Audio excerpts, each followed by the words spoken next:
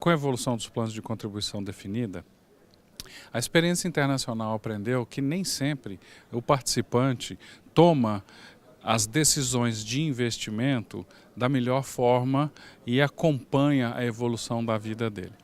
O que acontece com a gente é que, à medida que a gente vai se aproximando da aposentadoria, a gente tem uma reserva constituída maior e a gente se torna mais avesso a risco.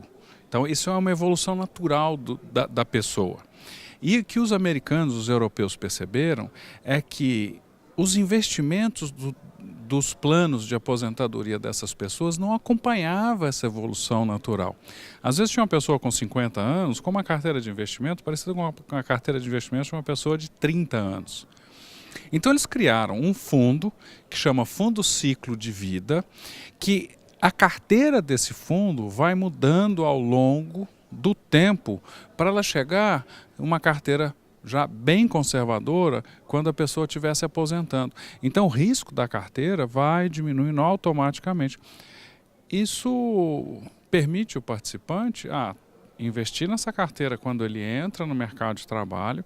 É uma carteira super agressiva, porque é uma carteira desenhada para uma pessoa de 20, 25 anos.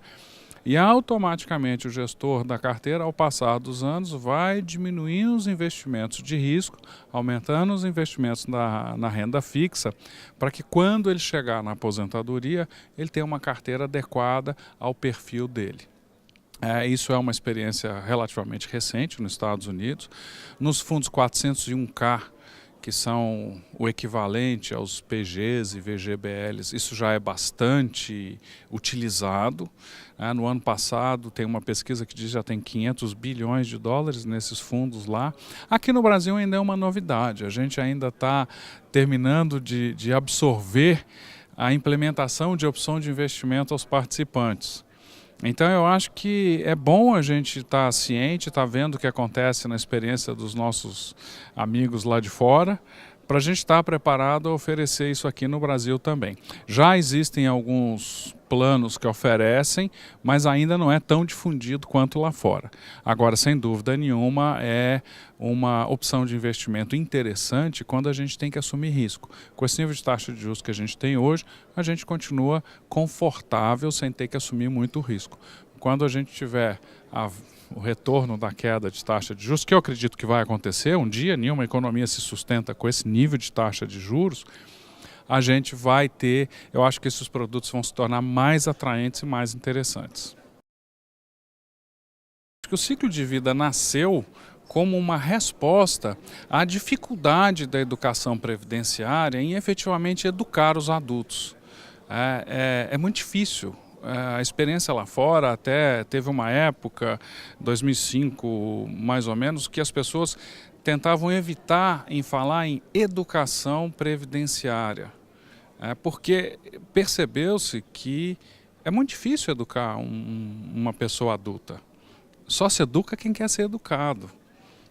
Então, os fundos de pensão começaram a falar em informação, disponibilização de informação, programas de informação, programas de conteúdo, porque existia-se a expectativa de que você fosse educar a sua população e sua população ia responder a essa educação fazendo decisões de investimento bem fundamentadas. Não foi o que aconteceu nos Estados Unidos e na Europa.